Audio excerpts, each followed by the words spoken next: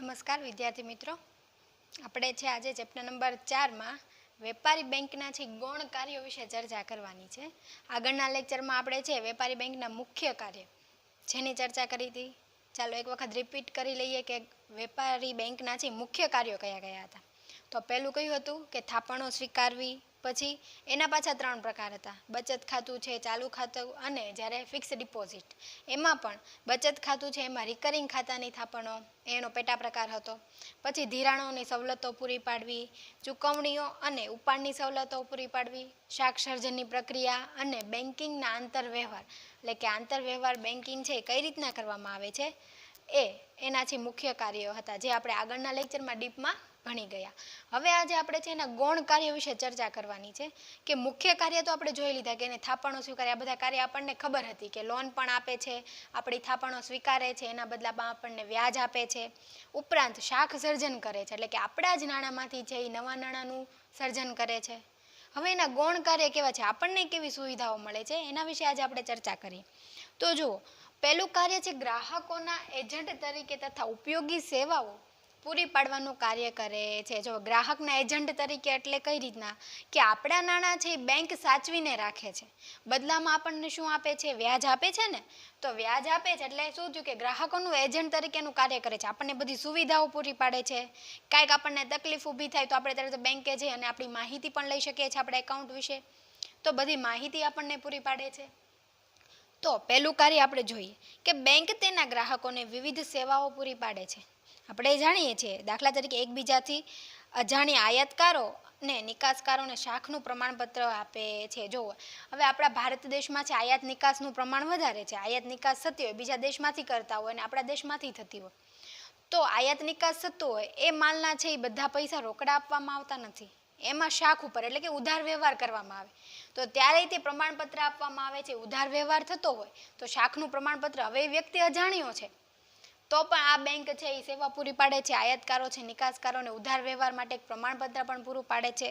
બીજી કઈ સેવાઓ કરે છે, કેટલીક આર્થિક પ્રવૃત્તિઓ માટે બાંહેધરી પણ આપે છે.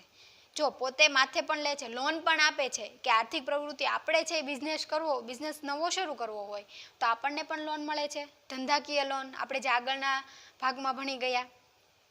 વળી ક્યારેક બેંકો કરવેરાના ચલણો ભરવાની વગેરે સુવિધાઓ પણ ગ્રાહકને આપે છે. જો કરવેરાના ચલણ ભરવાની સુવિધાઓ પણ આપણને બેંક આપે છે. બેંક આપણને એટલી બધી ઉપયોગી છે કે અત્યારે આપણે છે કાંઈ પણ વસ્તુ છે એ બેંકમાં આપણે જવું નથી પડતું.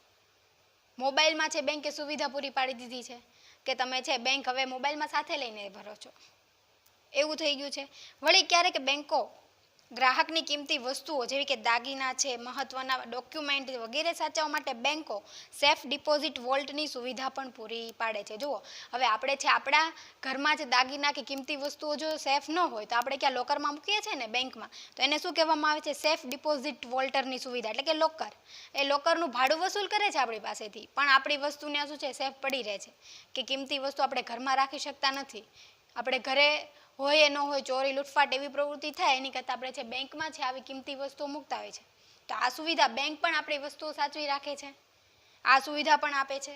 જો અહીંયા પણ મેં લખ્યું છે વોલ્ટ એટલે શું થાય, લોકરની સુવિધા.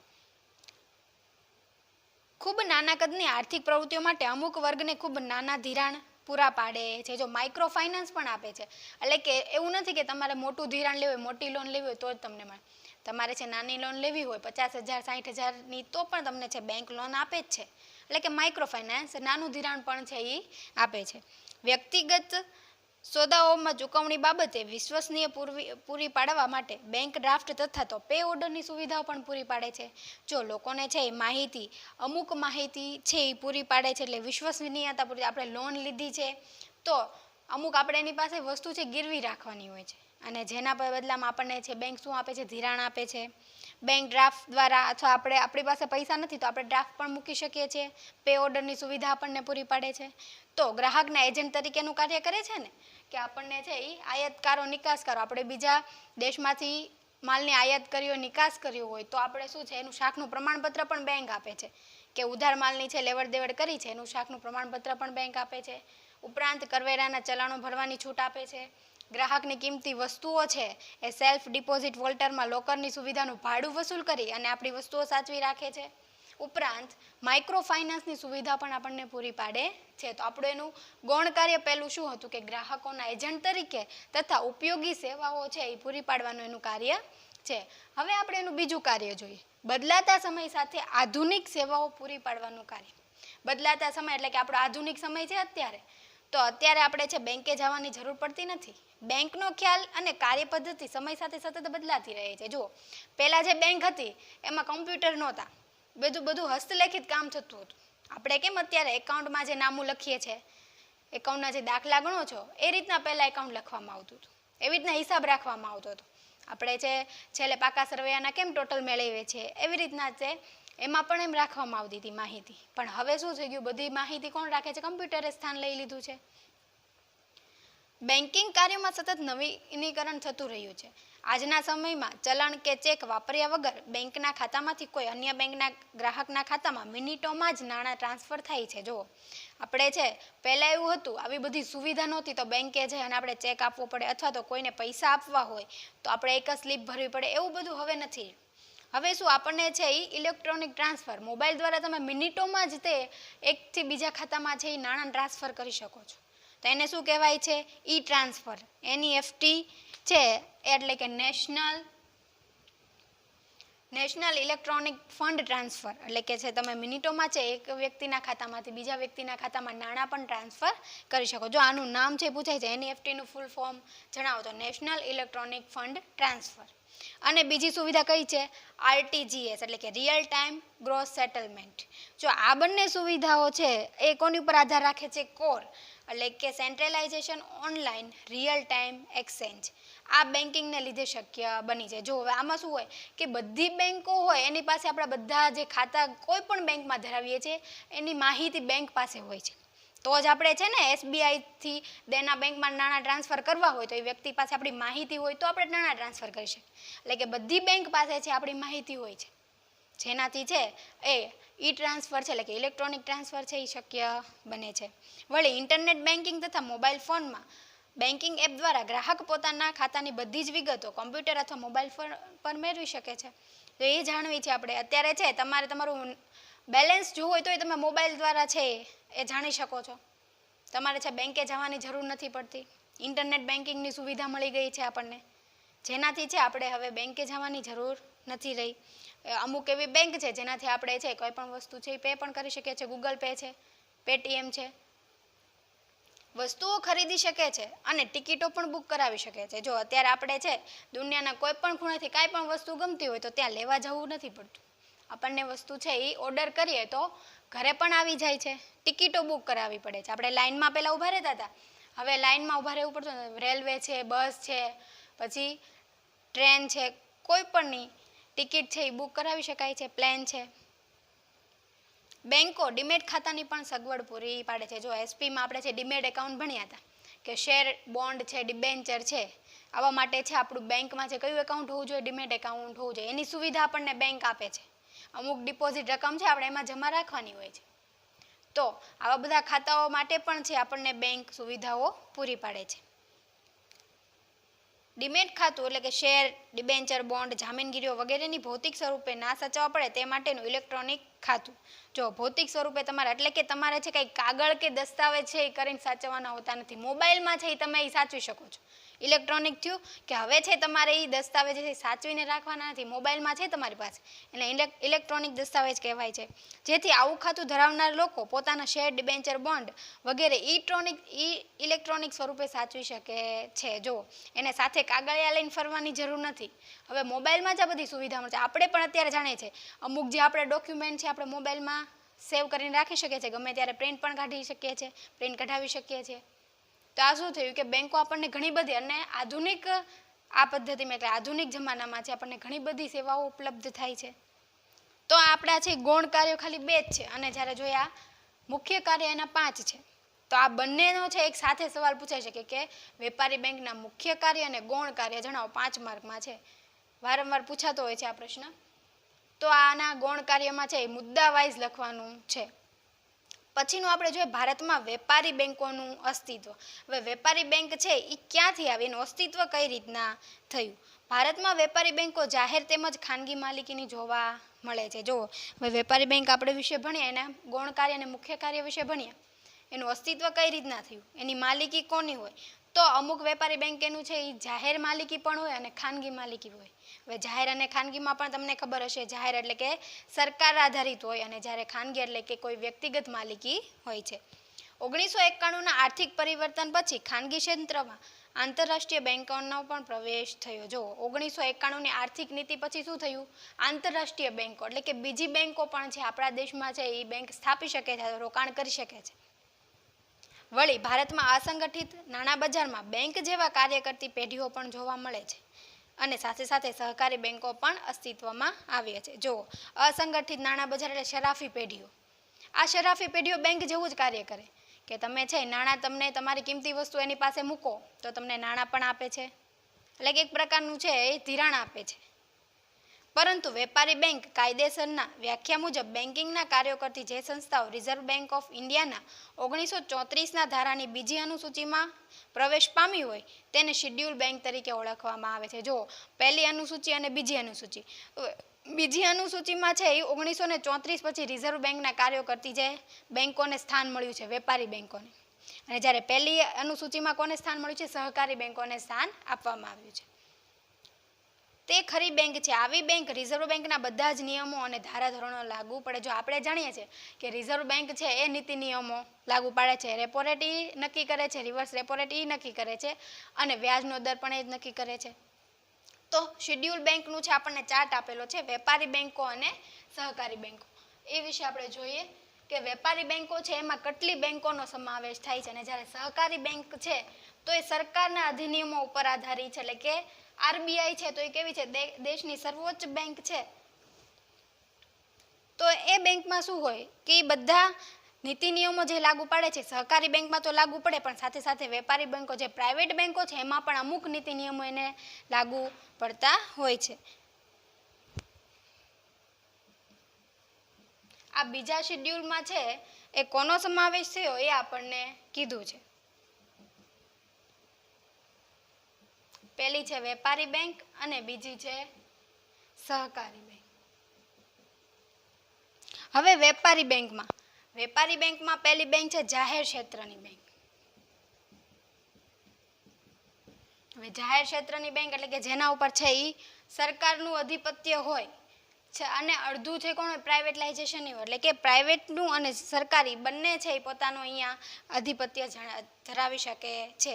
પછી બીજું છે ખાનગી ક્ષેત્રની. પછી ત્રીજી બેંક છે ભારતમાં કામ કરતી વિદેશી બેંક.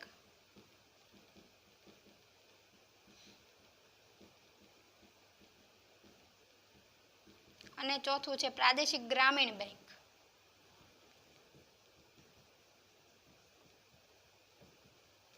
જો શિડ્યુલ બેંકોમાં છે એ વેપારી બેંકમાં છે આટલી બેંકોનો સમાવેશ કરવામાં આવ્યો. હવે તમને એક માર્કનો સવાલ પૂછાય છે કે શિડ્યુલ બેંક છે જ્યારે 1934ના ધારામાં બીજી અનુસૂચિમાં છે એ કઈ બેંકોનો સમાવેશ કરવામાં આવ્યો, જાહેર ક્ષેત્રની બેંકો, ખાનગી ક્ષેત્રની બેંકો, ભારતમાં રોકાણ કરતી કામ કરતી વિદેશી બેંકો અને છેલ્લી પ્રાદેશિક ગ્રામીણ બેંક છે એનો સમાવેશ શિડ્યુલ બેંક તરીકે કરવામાં આવ્યો. અને જ્યારે સહકારી બેંકમાં છે એક જ બેંક એટલે કે સહકારી બેંકનો જ સમાવેશ થાય છે. એટલે કે આ રીતનું છે આપણે વેપારી બેંકમાં છે આ બધી બેંકોનો સમાવેશ થાય છે, જાહેર સંસ્થા હોય અથવા તો ખાનગી ક્ષેત્રની હોય અથવા તો વિદેશની બેંકો છે આપણા દેશમાં હોય એને સ્થાપના કરી હોય તો એ બેંકોનો પણ સમાવેશ થાય છે અને પ્રાદેશિક એટલે કે ગ્રામીણ બેંકનો પણ સમાવેશ થાય છે. તો આપણે આ ચાર્ટમાં છે શિડ્યુલ બેંકનું વર્ગીકરણ સમજ્યા.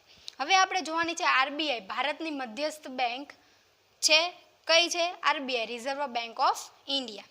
દુનિયાના દરેક દેશમાં એક મધ્યસ્થ બેંક હોય છે. જો આપણા દેશમાં છે મધ્યસ્થ બેંક કઈ છે, આરબીઆઈ, જે દેશની તમામ બેંકોની કામગીરીનું સંચાલન, મૂલ્યાંકન અને અંકુશની કામગીરી બજાવે છે. જો આ બેંક આપણે જોઈએ વેપારી બેંક, એના મુખ્ય કાર્ય અને ગૌણ કાર્ય, એમાં પણ જોયું હતું કે આરબીઆઈ છે એના નીતિ નિયમ ઉપર છે આ કામ કરે છે, એના અમુક ધારાધોરણો હોય એની ઉપર છે આ બેંકોને કામ કરવું પડે છે.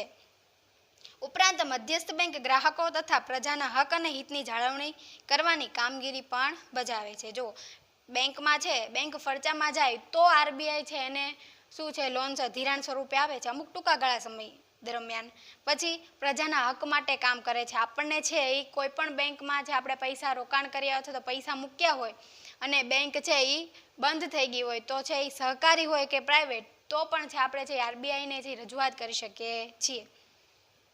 આરપી કેન્ટના શબ્દોમાં મધ્યસ્થ બેંક એટલે એવી બેંક કે જેને દેશના પ્રજાના સામાન્ય હિત માટે અર્થતંત્રના નાણાંના પ્રમાણમાં વિસ્તરણ અને સંકોચનની જવાબદારી સોંપવામાં આવી છે. જો વિસ્તરણ અને સંકોચન છે આપણે માંગમાં ભણ્યા હતા, માંગના નિયમમાં ધોરણ 11માં, કે વિસ્તરણ એટલે કે માંગમાં કિંમતમાં વધારો તો માંગમાં ઘટાડો, અને જ્યારે કિંમતમાં ઘટાડો ત્યારે માંગમાં વધારો, વ્યસ્ત સંબંધ દર્શાવતો હતો. તો આમાં પણ આરબીઆઈ પણ નાણાંના સ્વરૂપમાં એ જ કાર્ય કરે છે, વિસ્તરણ અને સંકોચન, કે નાણાંના પ્રમાણમાં કે કિંમત વધે એટલે કે નાણાંનો જથ્થો વધશે એટલે કે લોકોનું રોકાણ વધી જશે એટલે શું પ્રજાનું હિત થશે એટલે વિસ્તરણ થશે, અને જ્યારે છે નાણાંનું રોકાણ ઘટી જશે એટલે કે શું થાય કે પ્રજાનું રોકાણ પણ ઘટી ગયું છે એટલા માટે છે એ સંકોચન થશે. આમ મધ્યસ્થ બેંક એટલે એવી દેશની સર્વોચ્ચ બેંક જેનું મુખ્ય કાર્ય નાણાં બજાર અને બેન્કિંગ ક્ષેત્રની મદદ કરવાનું અને તેનું નિયંત્રણ કરવાનું, તેને પ્રોત્સાહન આપવાનું છે તથા દેશના આર્થિક હિત માટે નાણાકીય સ્થિરતા જાળવવાનું છે. જો આર્થિક નિર્ણયો છે આરબીઆઈ હેઠળ જ લેવામાં આવે છે, જેનાથી તેનું મુખ્ય કાર્ય છે નાણાં બજારને સ્થિર રાખવાનું છે. ઉપરાંત બેન્કિંગ ક્ષેત્ર છે તો એનું નિયંત્રણ પર છે એને કરવાનું હોય છે. સમગ્ર જો તમે બેંકમાં જશો ત્યારે પરિપત્ર લાગેલો હોય છે એકાદો કે આરબીઆઈ છે એના કહ્યા મુજબ એની ધારાધોરણો મુજબ સમગ્ર અર્થતંત્ર પર નાણાંના હેરફેરની અનેક અસરો થતી હોય છે અને જે દેશની આર્થિક વૃદ્ધિ તથા વિકાસને અસર પહોંચાડે છે. નાણાકીય વ્યવહારોના નિયંત્રણ તથા નાણાંના મૂલ્યની જાળવણી જવાબદારી મધ્યસ્થ બેંક દ્વારા બજાવવામાં આવે છે અને મધ્યસ્થ બેંક આમ કરવા માટે નાણાકીય નીતિઓ ઘડે છે. જો મધ્યસ્થ બેંક છે એના વિશે આપણે આગળ પણ ચર્ચા કરી ગયા છીએ કે મધ્યસ્થ બેંક છે દેશની સર્વોચ્ચ બેંક છે, દેશના છે એ બધા જ બેંકની નાણાકીય નીતિઓ એ ઘડે છે અને ઉપરાંત શું કામ કરે છે કે મધ્યસ્થ બેંક અર્થતંત્રમાં આર્થિક સ્થિરતા છે એની જવાબદારી પણ સ્વીકારે છે. તો બેંક સરકારને પણ નાણાકીય સલાહ સૂચનો પણ આપે છે. જો આપણે છે અંદાજપત્ર એટલે કે જ્યારે બજેટ બહાર પડતું હોય ત્યારે આર્થિક નીતિ ઘડવામાં આવે છે, નાણાકીય નીતિ ઘડવામાં આવે છે ત્યારે આરબીઆઈ છે એ સહાયરૂપ થાય છે.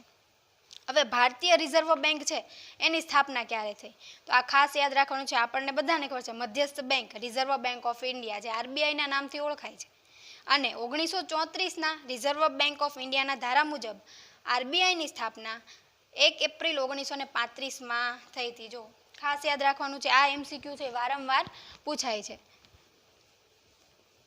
કે મધ્યસ્થ બેંકની સ્થાપના અને રાષ્ટ્રીયકરણ બંને પૂછે.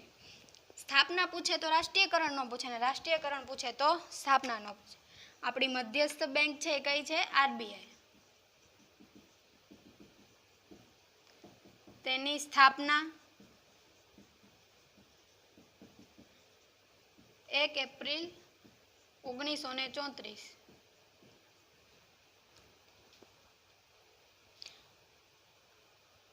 થઈ હતી. 5 કરોડના ખાનગી મૂડીરોકાણથી આરબીઆઈ સ્થપાઈ હતી. જુઓ કોઈએ છે એ 5 કરોડનું ખાનગી મૂડીરોકાણ કર્યું હતું કોઈ વ્યક્તિએ અને એની સ્થાપના થઈ હતી. અને જ્યારે જાન્યુઆરી 1માં તેનું શું થયું રાષ્ટ્રીયકરણ થયું 1949માં. રાષ્ટ્રીયકરણ ક્યારે થયું 1 જાન્યુઆરી 1949માં છે એનું રાષ્ટ્રીયકરણ કરવામાં આવ્યું. હવે રાષ્ટ્રીયકરણ એટલે શું એટલે કે દેશની સર્વોચ્ચ બેંક તરીકે એને ક્યારે સ્વીકારવામાં આવી 1 જાન્યુઆરી 1949. ત્યાં સુધી એક છે પ્રાઇવેટ બેંક એટલે કે ખાનગી બેંક તરીકે કાર્ય કરતી હતી.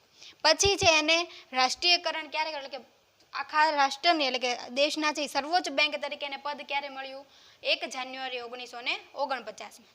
આરબીઆઈ દેશની સર્વોચ્ચ બેંક છે જે સમગ્ર બેન્કિંગ ક્ષેત્રની કામગીરી પર ધ્યાન રાખે છે અને તેનું નિયંત્રણ અને સાથે સાથે ભારતની નાણાકીય નીતિ પણ ઘડે છે. જો આપણે જોયું કે આરબીઆઈ છે નાણાકીય નીતિ પણ ઘડે છે અને બેંક છે એ એનું રાષ્ટ્રીયકરણ 1 જાન્યુઆરી 1949 જ્યારે એનું સ્થપાણી 1 એપ્રિલ 1934 ત્યાં સુધી શું હતી તે ખાનગી બેંક હતી.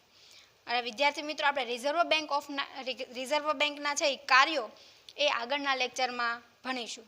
હવે આ લેક્ચરમાં આપણે વેપારી બેંકના ગૌણ કાર્ય અને મધ્યસ્થ બેંક વિશે છે એ માહિતી મેળવી અને હવે આપણે છે એ આગળ રિઝર્વ બેંકના છે એ કાર્યો આગલા લેક્ચરમાં ભણીશું. આભાર.